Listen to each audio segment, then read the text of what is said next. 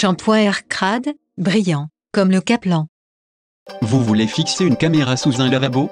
N'allez pas chercher du tape à 2 €. C'est le double face de cul qu'il vous faut. Le tape double face de cul, c'est la garantie d'une vidéo réussie.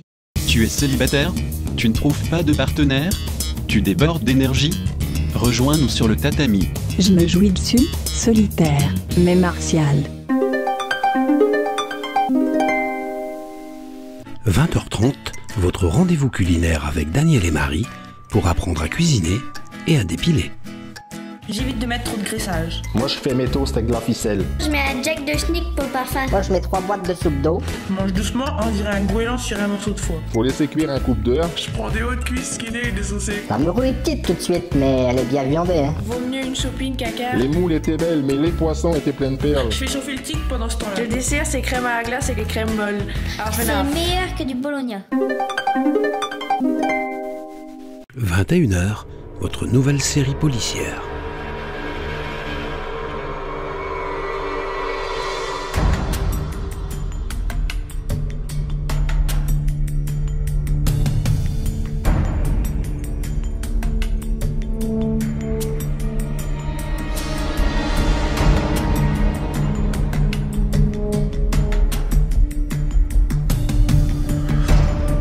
Justice privée, c'est à 21h.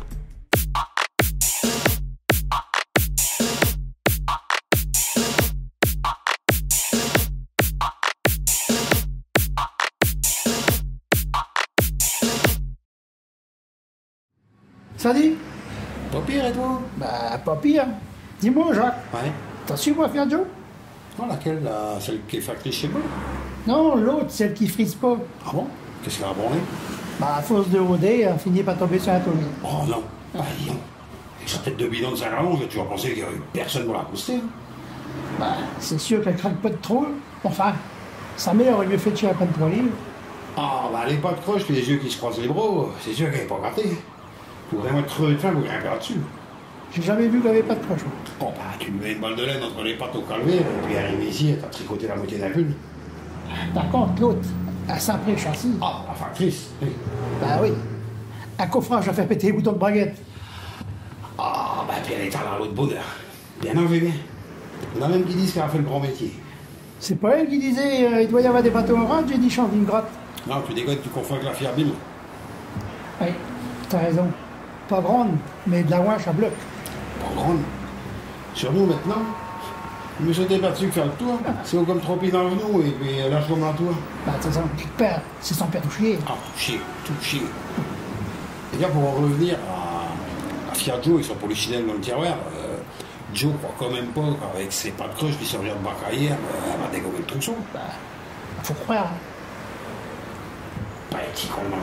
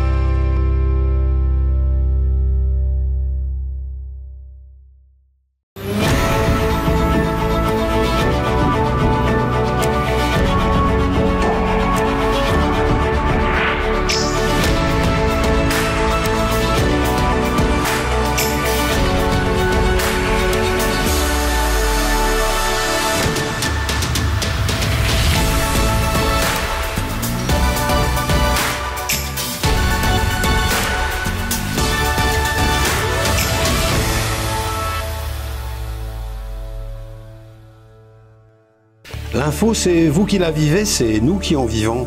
Tout de suite, les titres. Boulette de la SNSM de Plaisanciers, élitreuillée par erreur.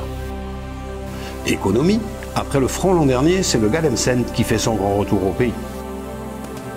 Politique, avec l'arrivée, enfin, d'un vrai mec sur l'archipel et avec un programme qui n'a pas fini de faire dépiler. Et puis cette découverte archéologique majeure dans le sud du pays, un charnier, au moins bicentenaire. Mais avant de développer ces titres, cette information, on l'attendait depuis l'émission Enquête de vrai d'avril dernier. La décision d'EDP est enfin tombée concernant la centrale électrique de Miquelon. Ce sera un EPZ, une microcentrale nucléaire de 4e génération. D'après le communiqué d'EDP publié ce jour, ce choix a été dicté par notre situation géographique privilégiée en Amérique du Nord, ce premier EPZ pouvant être une véritable vitrine de la technologie française dans le monde, mais également par la possibilité de l'alimenter avec la pyrite du Grand Colombier, après enrichissement bien sûr. Cette décision marque la fin du projet éolien sur la Grande Île Sœur, ce qui n'a pas manqué de faire réagir la députée maire de Miquelon. C'est si lourd que ça, opposée depuis toujours aux éoliennes qui lui gâchaient la vue sur le Cap et qui s'est fondue d'un commentaire entwixant. L'énergie éolienne, cela reste du courant d'air. La candidate à la présidence du pays, Mélanie Malancage, qui sera l'invitée du 20h20 demain, devrait s'exprimer sur ce sujet qui n'a pas fini de faire réagir. Un projet de quelques centaines de millions d'euros, quand même. Erreur grossière, malentendu, excès de zèle, c'est la question qui se pose après l'élitreuillage présumément forcé de 2 plaisanciers par la SNSM. Quelques éléments de réponse avec Jeff et Kaka et Jérémy Une-Couche. L'histoire commence le 30 mars dernier lorsqu'un couple de plaisanciers amateurs de sushi et de brume masquée décide de profiter d'une fenêtre météo particulièrement favorable pour vérifier le dicton local selon lequel la brume, c'est bon pour la peau. Ces 2 marins d'eau douce habitués des plans galères n'ont bien entendu averti personne du but de cette petite virée expérimentale. À peine 24 heures après leur départ, et déjà certains proches s'inquiètent et prennent contact avec la SNSM, qui va alors mobiliser tous les moyens dont elle dispose, du plus moderne au plus ancien, pour retrouver les 2 naufragés, dont on apprendra plus tard qu'il s'agissait peut-être de naufragés volontaires.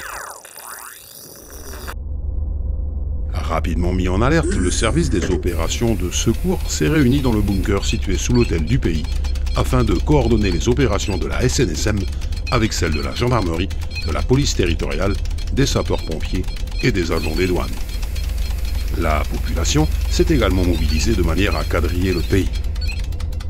Outre les opérations maritimes, les recherches vont se porter vers les lieux les plus reculés de l'archipel, mais également dans la partie sud du pays, plus ensoleillée, où les naufragés auraient pu trouver refuge dans quelques criques encaissées. C'est finalement ce matin, à la piquette du jour, qu'entre 2 bonds de brume, l'hélicoptère de la SNSM a aperçu l'embarcation des plaisanciers et a immédiatement mis en œuvre la procédure d'élitreuillage. Ah bah ça n'a pas été facile du tout, gros, parce qu'ils étaient partis. On a pensé qu'ils déliraient à cause de la déshydratation, de la soif. Là. Les 2 victimes traumatisées ont été immédiatement prises en charge par la cellule de soutien psychologique de la clinique Louis-Thomas de Miquelon. L'urgentiste, psychologue et réanimatrice est responsable de cette structure diagnostique que nous avons pu contacter, mais qui ignorait qu'elle était enregistrée, nous indique, et je cite, « Le mâle n'est pas clair, mais la femelle a vraiment morflé ». Nous avons pu joindre également par téléphone l'avocat des plaisanciers, Maître Chanteur. Essayez de vous mettre à la place de mes clients. Vous êtes tranquillement en train de déguster la rosée de votre pare-brise avec un nuage de maquereau frais lorsqu'une espèce de Robocop tout en orange venu du ciel vient vous arracher à votre embarcation. Mes clients, encore très choqués, ont même cru à un enlèvement par des extraterrestres. C'est vous dire la violence d'intervention. C'est tout simplement scandaleux et nous n'en resterons pas là. Maître Chanteur qui entend saisir dès lundi la juridiction compétente afin d'obtenir des dommages et intérêts, symboliques nous a-t-il indiqué, mais qui devrait cependant permettre à ses clients d'acquérir enfin un GPS, un VHF et même quelques fusées de détresse. Un procès que nous suivrons avec beaucoup d'attention. Un an jour pour jour après l'abandon de l'euro au pays et l'adoption du franc territorial, c'est une monnaie dite complémentaire qui est en circulation depuis ce matin. Les explications d'Ella Patsou, illustrées par J'en ai pas plus. Le GADEM est une nouvelle monnaie complémentaire au franc territorial. Les monnaies complémentaires visent à favoriser les échanges municipaux, territoriaux, régionaux, en mettant en place une économie nouvelle, plus juste, plus solidaire et plus humaine. Particuliers, entreprises, associations, collectivités, cette nouvelle monnaie s'adresse à tous. Elle est 100% numérique, entièrement sécurisée et traçable. Le Gadem Cent a 3 ambitions. Développer une nouvelle économie, lutter contre la pauvreté, être la monnaie de la transition alimentaire, la transition énergétique et la transition sociale grâce au Gadem Cent solidaire. Mais comment fonctionne le Gadem? Sophie souhaite acheter du fromage de brebis à sa Biocoop préférée. Elle recharge son compte en ligne en versant 100 francs et obtient ainsi 105 Gadem Cents. En plus, le Gadem met à sa disposition 5 cents solidaires qu'elle reversera à un des projets à but non lucratif sélectionnés. Sophie part maintenant faire ses courses dans la Biocoop de Martine. Elle achète du fromage de brebis qu'elle paye en Gadem Cent. C'est simple, facile et sécurisé. Son fromage, Martine l'a commandé à Joe, qu'elle a payé en Gadem Cent. Joe, de son côté, s'est fourni en fourrage auprès de Bob et de son entreprise BioAgro, qui non seulement accepte les Gadem Cent, mais paye ses salariés en partie en Gadem Cent, et notamment Sophie qui y travaille comme chargée de partenaire. Sophie, Martine, Joe et Bob font partie de la famille Gadem. Ils en sont fiers car leur engagement permet de soutenir Marc et son association Terre du Futur. Grâce à eux, il peut financer des projets comme par exemple les squares partagés ou encore la valorisation du sel de dépilage. Souhaitons un franc succès à cette nouvelle monnaie qui permettra peut-être de ne plus entendre cette malheureuse expression locale « j'ai plus un Gadem Cent ». Mais restons prudents car une expérience similaire avait été tentée sans succès il y a quelques années chez nos voisins de la principauté de l'île verte avec le Fagencent. Politique maintenant avec, je vous le disais en titre, l'arrivée d'un vrai mec au pays avec la création de ce nouveau parti qui semble déjà très rock'n'roll. Tentative de décryptage avec Aude Vessel et Alain Broglio depuis l'Hôtel du Pays. Décryptage, Gérard, c'est le mot qui convient pour tenter de comprendre ce qu'il se passe dans le microcosme politique du pays et tenter d'anticiper les annonces qui seront faites lors de la réunion publique, prévue à 21h, soit dans un peu plus d'une trentaine de minutes maintenant. C'est dans cette magnifique salle de conférence flambant neuve de l'Hôtel du Pays que Jean Néotussé s'exprimera tout à l'heure. Jean Néotussé, connu pour ses prises de position viriles lors des différentes visites présidentielles, a adressé aux différents médias et à la société civile cette invitation un peu énigmatique qui fait référence d'une part à un mec, d'autre part au logo du fameux groupe de rock AC/DC. Énigmatique car M. Néotussé a refusé toutes nos demandes d'entrevue, réservant la primeur de ses déclarations au public attendu ce soir. Une recherche sur la toile nous a cependant permis de trouver la page de M. Néotussé et de comprendre que le MEC est en fait un parti d'extrême centre, ce qui constitue une première au pays, mais qui démontre une fois de plus les capacités d'innovation de l'archipel, cette fois dans le domaine politique, et oui, tout est possible. La ligne du nouveau parti sera probablement un savant mélange de différentes tendances les plus extrêmes. En revanche, le nom du parti reste secret. Selon nos confrères du Caplan déchaîné, ACDC signifierait assez de cap sur demain pour construire afin d'affirmer une volonté de rupture totale avec les partis existants, ce qui expliquerait ce sigle à consonance un poil humoristique. En revanche, selon l'éditorialiste du petit journal de SPM, l'explication serait plus phonétique et ACDC signifierait tout simplement ACDC, par référence aux politiques menées depuis des décennies en matière de développement économique par l'équipe de la présidente sortante Irma Missa. S'agissant du programme politique de M. Néotussé, sa déclinaison au plan local sera bien entendu dévoilée tout à l'heure, à tout le moins dans ses grandes lignes. Nous avons néanmoins pu glaner quelques informations auprès de l'entourage de M. Néotussé, dont l'ambition principale pour l'archipel serait apparemment simplement d'être exemplaire. Monsieur Néotussé sera l'invité demain du journal parlé de 12h20 et nous reviendrons bien sûr dans le 20h20 sur cette conférence qui constitue un événement politique majeur au pays. À l'occasion de travaux de terrassement dans le sud du pays, c'est un véritable cimetière qui a été découvert. Cimetière dont l'origine reste bien entendu inconnue, même si plusieurs hypothèses ont été avancées. Des échantillons ont été envoyés à un laboratoire spécialisé dans la datation carbone 14, dont les résultats devraient être connus dès demain. L'occasion pour SPM TV de vous faire gagner une caisse de whisky de sapin, offert par notre sponsor, la distillerie de la Grande Île Sœur, en répondant à cette simple question, les ossements retrouvés proviennent 1. D'un cimetière anglais d'avant 1816, 2. D'un cimetière esquimau, 3. Des corps des officiers du navire Fullwood. Nous dévoilerons demain le nom du gagnant dans le 20h20. 20h20 qui recevra Bob Ondegaz, le président de l'association Commémoration 2017, qui viendra nous dévoiler en exclusivité et en direct le programme des festivités organisées à l'occasion du premier anniversaire du bicentenaire, mais également tous les ouvrages qui seront publiés à cette occasion. N'oubliez pas, demain, c'est la journée mondiale sans journée mondiale. Demain, à cette même place, vous retrouverez notre confrère Octavien Gebel. Tout de suite, le bulletin météo, présenté par Yves Pafergra. Merci de votre fidélité à SPM TV. Bonsoir.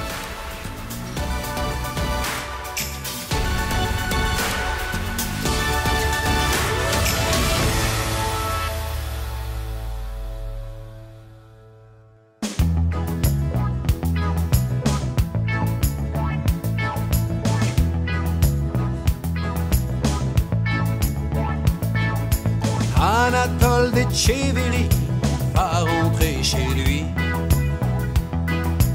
Il a passé toute sa vie aux États-Unis. Et sur une île sur l'océan, avec un phare et des goélands, avec un maire, un historien, un boulanger, des pharmaciens. Anatole Etcheverry va rentrer chez lui. Il a passé toute sa vie aux États-Unis.